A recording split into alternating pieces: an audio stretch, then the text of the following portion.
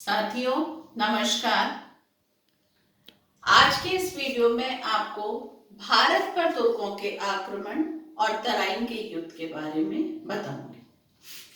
सन 1173 ईस्वी में मोहम्मद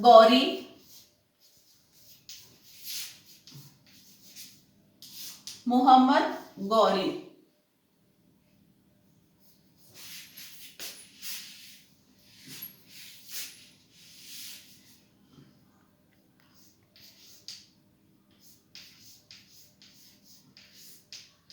जो है गजनी का शासक बना था।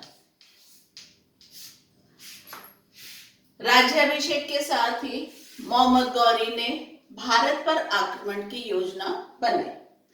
भारत पर आक्रमण के महत्वपूर्ण कारण आपको पता ही है, भारत प्राचीन काल से ही सोने की चिड़िया कहलाता है। तो जो भारत पर आक्रमण किए गए उसका पहला कारण था विपुल धन संपदा को प्राप्त करना। भारत में जो धन संपदा थी उस धन संपदा को ये तुर्क शासक प्राप्त करना चाहते थे।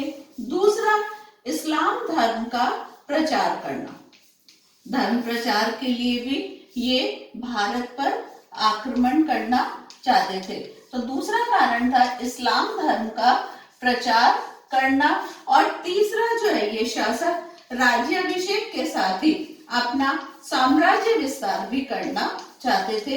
इस कारण भी इन्होंने भारत पर आक्रमण किए थे। इन तीनों कारणों से प्रेरित होकर इनके द्वारा भारत पर आक्रमण किए गए थे। इस समय भारत में एक शक्तिशाली शासक था, उसका नाम था पृथ्वीराज चौहान। पृथ्वीराज चौहान यह एक शक्तिशाली शासक था और यह भी अपना साम्राज्य विस्तार कर रहा था। कन्नौज का शासक था जयचंद, यह भी अपने साम्राज्य विस्तार कर रहा था।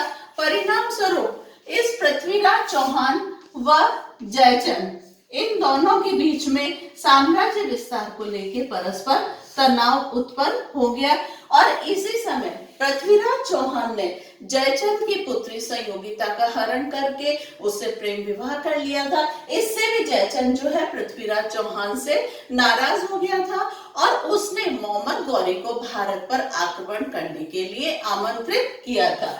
मोहम्मद गौरी इस समय तराइन के मैदान में, तराइन का मैदान यहाँ ये दिल्ली है, ये दोनों जो है दिल्ली पर अधिकार स्थापित करना चाहते थे। अतः जो है दोनों इस समय तराइन के मैदान में आ डटे। पृथ्वीराज चौहान का राज्याभिषेक जो है 1177 में हुआ था और इसने 1192 तक शासन किया था पृथ्वीराज चौहान ने। 1191 में मोहम्मद गौरी जो है तराइन के मैदान में आ डटा और इस प्रकार 1191 में तराइन का प्रथम युद्ध हुआ था। तराइन का प्रथम युद्ध हुआ था।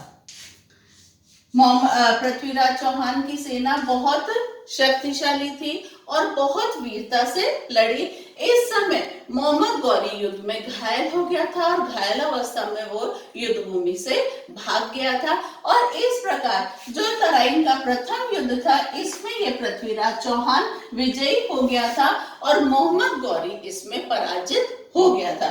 तो अपने को आपके बोर्ड में यही क्वेश्चन आता है, तराइन का प्रथम युद्ध कब व किसके बीच हुआ? तराइन का प्रथम युद्ध 1191 में पृथ्वीराज चौहान, है ना, ये देखिए पृथ्वीराज चौहान व मोहम्मद गौरी के बीच में हुआ था, जिसमें कि गौरी पराजित हो गया था और पृथ्वीराज चौहान विजयी हो गया था।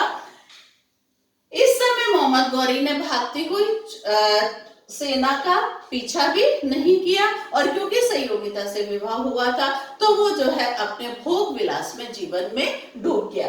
मगर गौरी पराजित होने के पश्चात चैन से नहीं बैठा और उसने पुनः जो है युद्ध की तैयारी प्रारंभ कर दी। गौरी ने इस समय छल कपट से काम लिया और उसने पृथ्वीराज चौहान के पास संधि के लिए संदेश भिजवाया और इस प्रकार काफी समय वो संधि वार्ता के रूप में बिताता रहा और दूसरी तरफ जो है वो युद्ध की तैयारी करता रहा। एक दिन अचानक ही मोहम्मद गौरी के द्वारा पृथ्वीराज चौहान पर आक्रमण कर दिया। एकदम हुए इस आक्रमण से पृथ्वीराज चौहान की सेना बौखला गई। यद्यपि बहुत वीरता से पृथ्वीराज चौहान की सेना लड़ी और इस प्रकार जो है 1192 में तराइन का दूसरा युद्ध हुआ। तराइन का जो है द्वितीय युद्ध हुआ था और वो भी जो है इसी प्रकार पृथ्वीराज चौहान और मोहम्मद गौरी के बीच में हुआ था। मगर इस समय मोहम्मद गौरी ने छल कपट से काम लिया, जिसके परिणाम स्वरूप पृथ्वीराज चौहान की सेना पराजित हो गई और मोहम्मद गौरी जो है इस समय विजयी हो गया था। जीतने के पश्चात मोहम्मद गौरी ने बहुत लूटपाट की, विपुल धन संपदा को लूट के अपने साथ ले गया। साथ ही वो जो है पृथ्वीराज चौहान को भी अपने साथ गौर प्रदेश ले गया था। ऐसा कहा जाता है गौर प्रदेश में पृथ्वीराज चौहान के साथ में इसका एक कवि था चंद्रवरदाई, जिसको कि चंद्रवरदाई भी कहा जाता है ना। इसने जो पुस्तक लिखी है वो है पृथ्वीराज रासो। इस पुस्तक की इसने रचना की थी। तो चंद्रवरदाई को भी जो है पृथ्वीराज चौहान अपने साथ ले गया था। बच्चों, ऐसा कहा जाता है कि पृथ्वीराज चौहान में एक हुनर था कि ये शब्द भेदी बाण चलाता था, यानी कि जिस दिशा में आवाज आती थी उसी दिशा में जो है वो बाण चलाता था, शब्द को भेद के वो बाण चलाता था। तो मोहम्मद गौरी जो है अपने गौर प्रदेश की जनता को इस प्रकार का हुनर दिखाना चाहता था। गौर प्रदेश जाके पृथ्वीराज चौहान की आंखें फोड़ दी गई। इस बात को लेके विद्वानों में मतभेद है। कुछ कहते हैं उसकी आंख पे पट्टी बांध दी गई, कुछ कहते हैं उसकी आंखें खराब कर दी गई और इस प्रकार पृथ्वीराज चौहान को गौर प्रदेश में एक चौराहे पे खड़ा कर दिया गया और ये कहा गया कि आज जो है हम मोहम्मद गौरी के द्वारा कहा गया कि पृथ्वीराज चौहान आज पूरी गौर प्रदेश की जनता को शब्द भेदी बाण का हुनर दिखाएगा।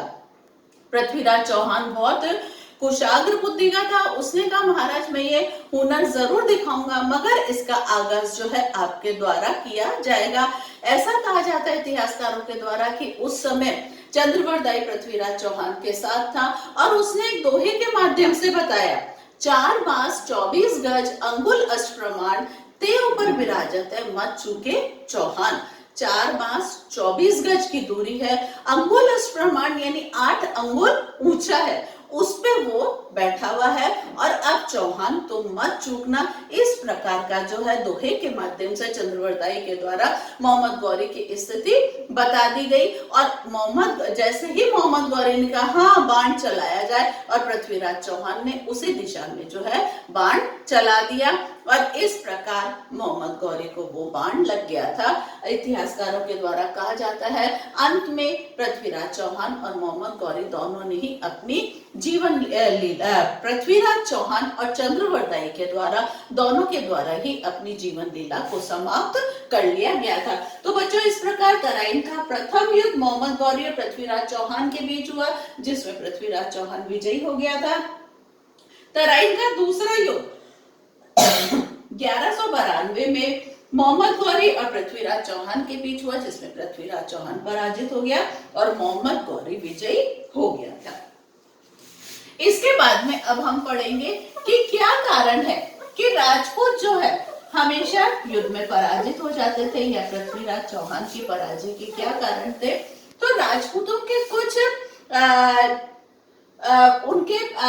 कुछ सिद्धांत होते हैं। जैसे राजपूत लोग सोए हुए शत्रु पे वार नहीं करते हैं, भागती हुई सेना का वो पीछा नहीं करते हैं। इन आदर्शों के कारण राजपूत सेना जो है हमेशा पराजित हो जाती है। पृथ्वीराज चौहान के भी अपने पड़ोसी राष्ट्रों के साथ में अच्छे संबंध नहीं थे। सहयोगिता से प्रेम विवाह करने के कारण जयचंद भी उसका शत्रु हो गया था और पृथ्वीराज चौहान ने प्रथम युद्ध में जीतने के पश्चात अपने विजयों को संगठित नहीं किया, उसने अपनी सेना की तरफ ध्यान नहीं दिया और वो अपने जो है ऐशो आराम के जीवन में ही वो डूब गया था। इन सारी बातों के कारण पृथ्वीराज चौहान तराइन के युद्ध में पराजित हो गया था। बच्चों, अगर आपको मेरा वीडियो पसंद आया हो तो आप लाइक अवश्य कीजिएगा। Thank you.